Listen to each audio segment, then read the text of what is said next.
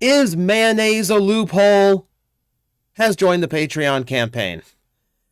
The SpongeBob reference was just too good.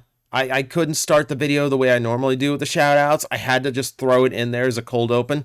It was fun.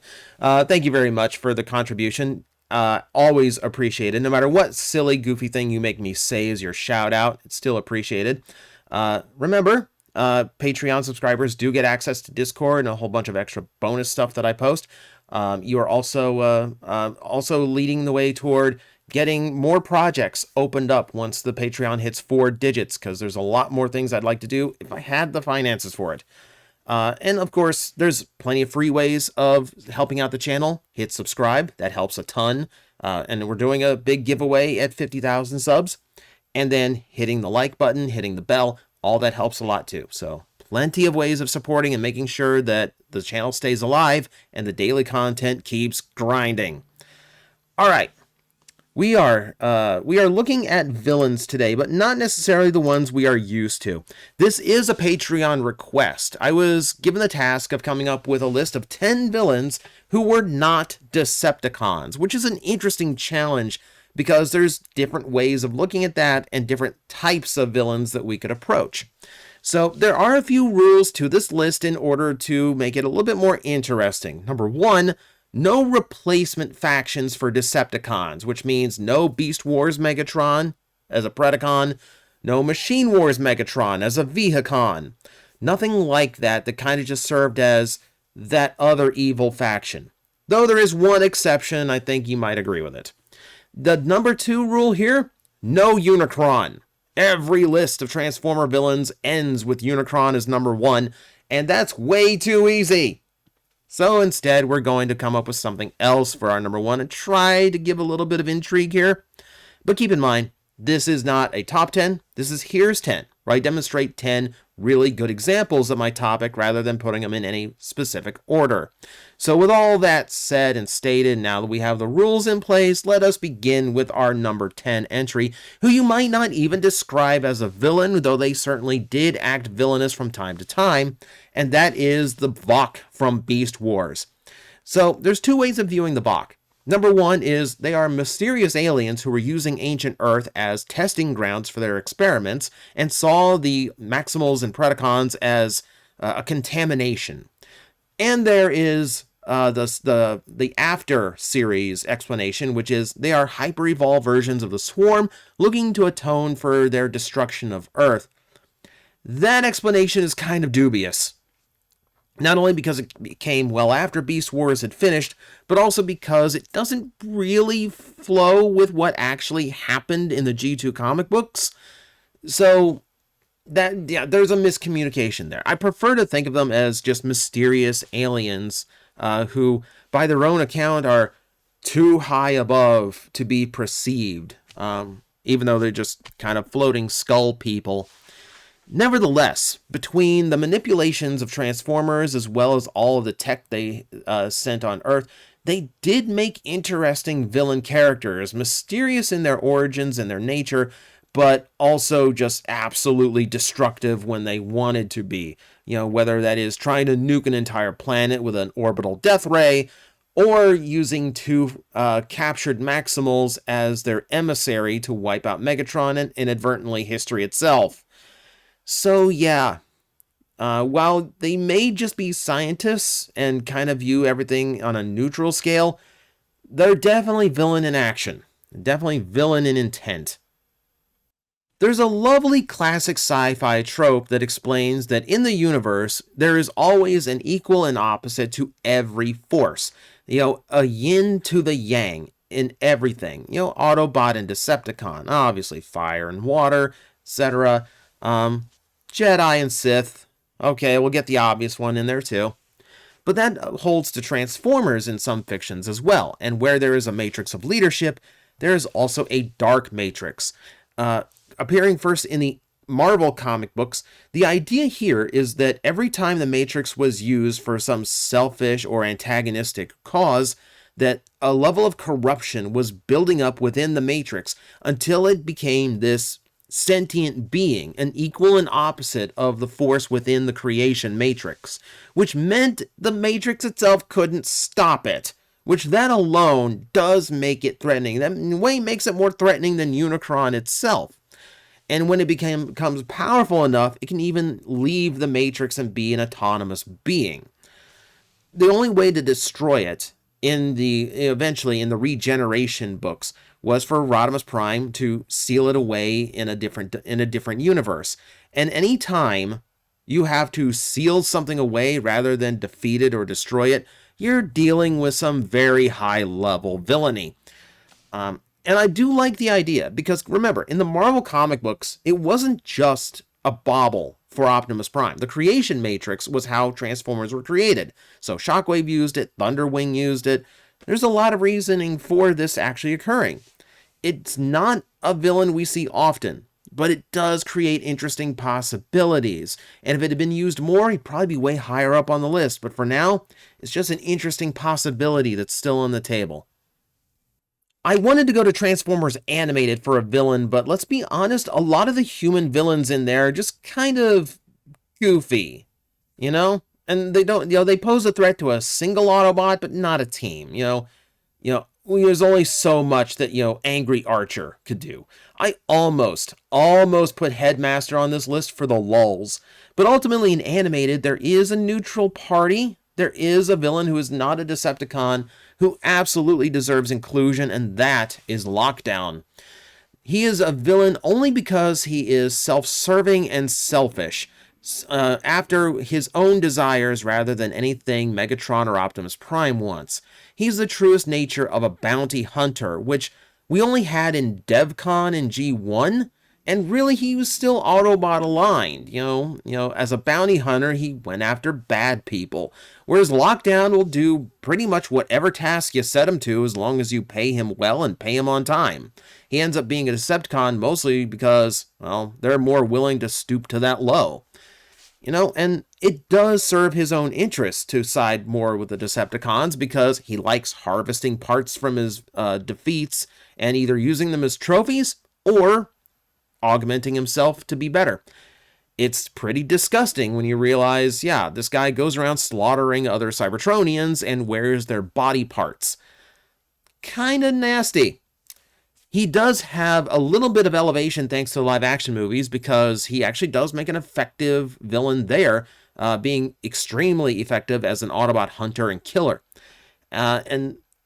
But since then, man, you really haven't seen Lockdown much. A little bit in Cyberverse, and then he's just generic Decepticon, and we don't like that.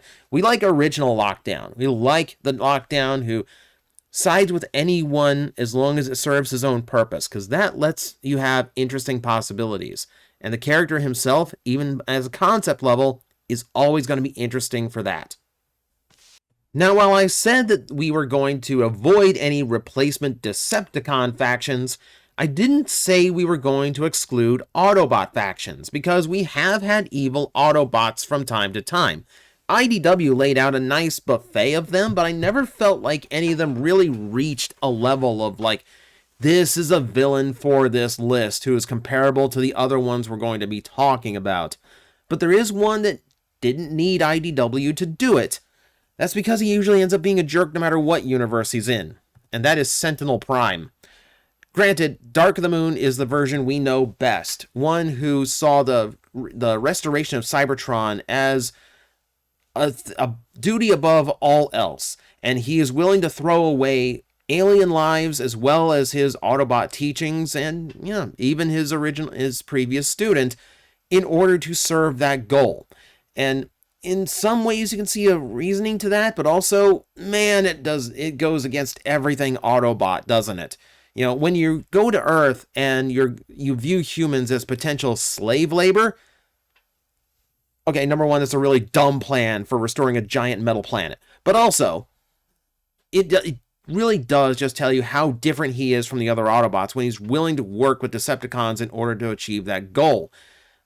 And then every version of Sentinel, most versions of Sentinel, I should say, kind of turn out to be self-serving bad people. In Animated, of course, he is a rival to Optimus, more concerned with authority and position than even upholding the Autobot cause.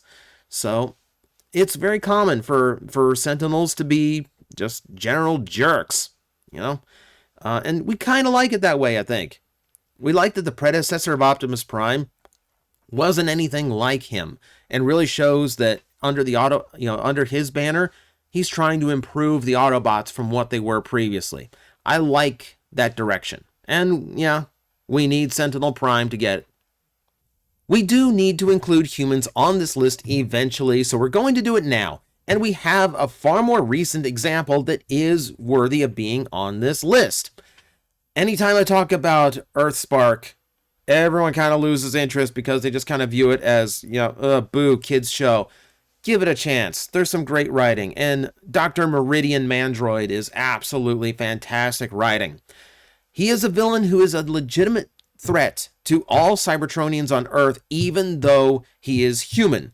He is entirely xenophobic, doesn't care about the difference between Autobot and Decepticon. In his mind, he views himself as the hero because he wants to wipe a dangerous alien race off the face of Earth. He thinks he's the good guy, and that, more often than not, makes for really, really good villains.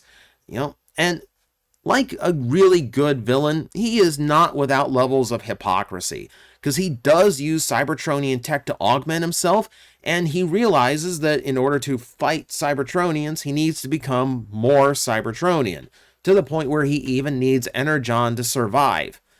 This leads him to some incredibly dangerous things, and lets him become truly menacing to Autobot and Decepticon alike in the process. He was an interesting villain, a really interesting villain, and probably one of the best takes on making just a plain old squishy human threatening to all Cybertronians. Genuinely great villain, and maybe we see him again. Hard to tell, but you know what? If season 1 was it, I'm happy we had him. A lot of this list is made up of things that could be and what I hope they would be, or what they used to be, rather than what they currently are. And that is the peak. I think we kind of peak at this one as far as listings like that go. And that is the Fallen. The original Fallen was so freaking cool and menacing. Look at him. Look at him. Like Onyx Black Transformer burning from the inside out, always on fire, talking in like really creepy tones that have to be depicted in yellow word bubbles. He is incredibly menacing as a villain, and unfortunately his time was very short-lived. I really felt like he could have gone a lot farther story-wise, and they really could have done more with him than they did. Just as a pure concept, this is when we really started digging into the 13, and he was the Fallen of the 13 Primes. Originally Megatronus, he served as a devil allegory. He is literally Transformers Satan. And then you have the Revenge of the Fallen version, who is a wet fart of a villain. Literally, like everything in his chamber was wet in space. I don't know why. And then in recent history, the Fallen has kind of been ignored in favor of just having Megatronus present, because they wanted to link the name with Megatron, and like why that whole thing exists. But it really does underplay what he is and what he represents in like the original 13. Because remember, this is old school 13 primes. They're demigods. They're supposed to be incredibly powerful. So to have one as a menacing villain, really, really good. I just wish they would use the original depiction more often, because look at that. He's awesome. Man, how the mighty have fallen. We need another human on the list. I can't just go on about villainous robots all the time, because there are villains who are human, who pose a threat to all Cybertronians and do a really good job of it. So who better than Mandroid than the one who came before him in animation? And that is Silas. The leader of MECH is stone cold and super set on his ways. He doesn't want to wipe Cybertronians off the face of Earth. He is not concerned with their particular war. Silas is after a new world order. And in his mind, the ones who rule the new world are going to be the ones with the greatest tech. And who has better tech on Earth than Cybertronians? Their goals are always to capture and adapt Cybertronian tech to their own devices. And then they become a threat to all Cybertronians. And they do gruesome things, where, okay, granted, Mandroid's hacking off Transformer limbs and grafting them to themselves. They're essentially harvesting organs from Transformers when they capture them. And they're going as far as creating their own Nemesis Prime to eventually, using Silas as essentially transplanting him into the dead body of Breakdown, which leads to even creepier things down the line. Also, you're being voiced by Clancy Brown, and anytime the Kurgan is your voice actor, you're going to be a decent villain. Unless you're Earthspark.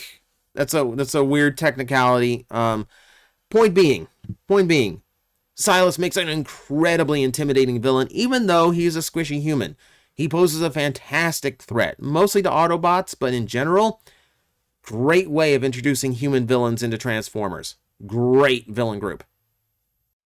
I did say there was an exception to my no Decepticon replacement factions on this list, and here we now come to it because, well, frankly, it's just too good of a villain not to include on the list, and technically he's an Autobot, an evil Autobot to be sure, but we do need to throw in Shatterglass Optimus Prime here.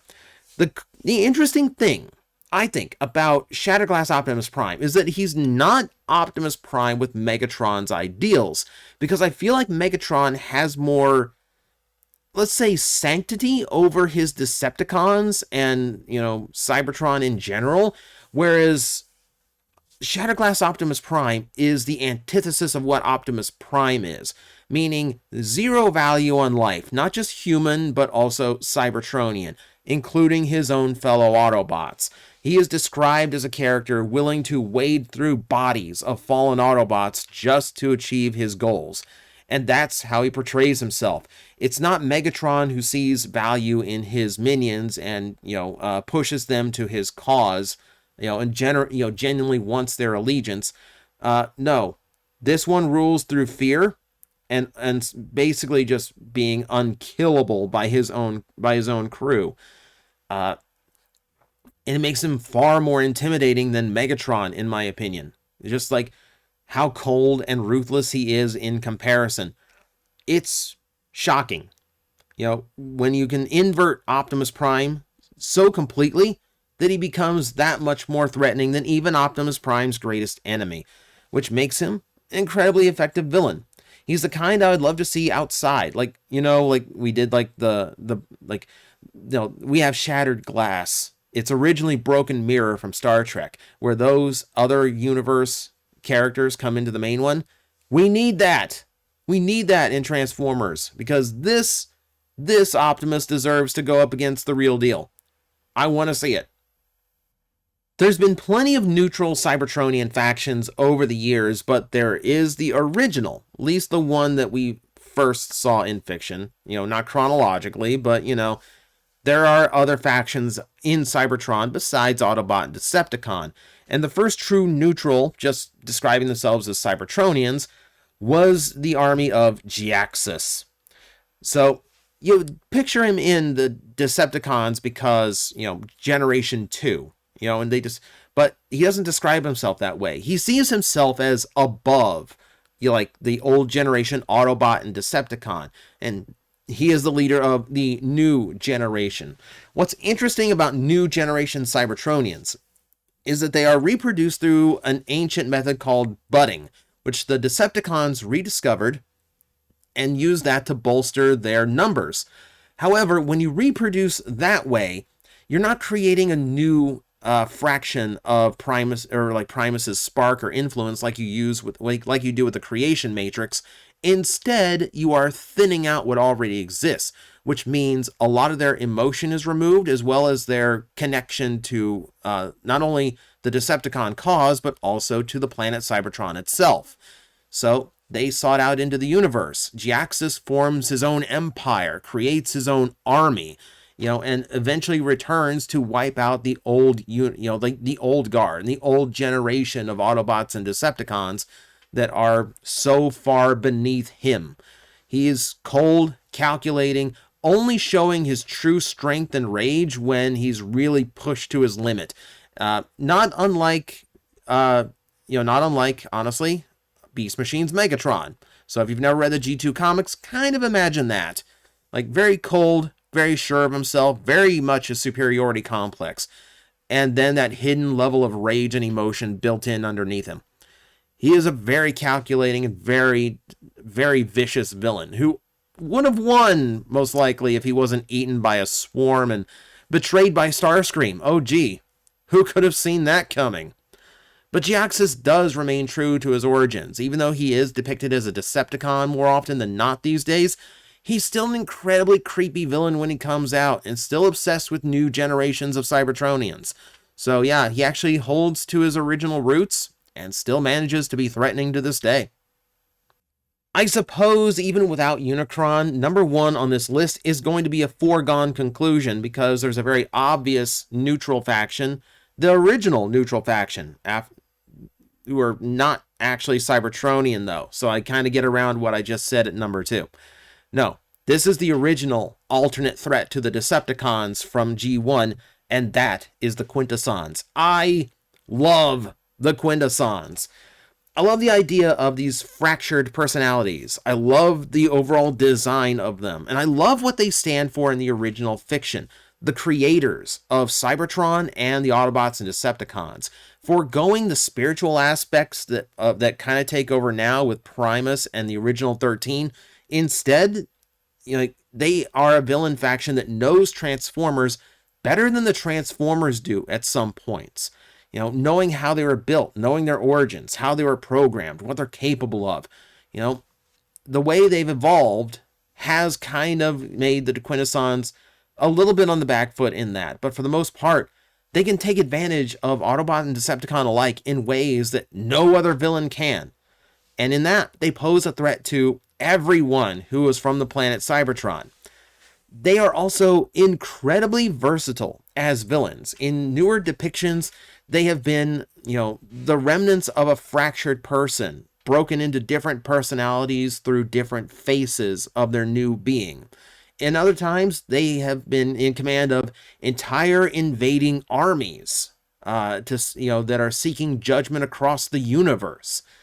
Again, I will tell you to watch the Cyberverse cartoon, if only for the Quintesson arc, because it's genuinely fantastic use of them and a great bit of Transformer storytelling. No, Quintessons are awesome. I don't like that we've done away with the original origins of Transformers, because it does diminish what they originally were. But it doesn't mean they aren't still usable. It doesn't mean they aren't still really, really good at what they are, because yeah, Quintessons are still really good villains, and still my favorite outside of your general Decepticons. So that is my 10 for the day.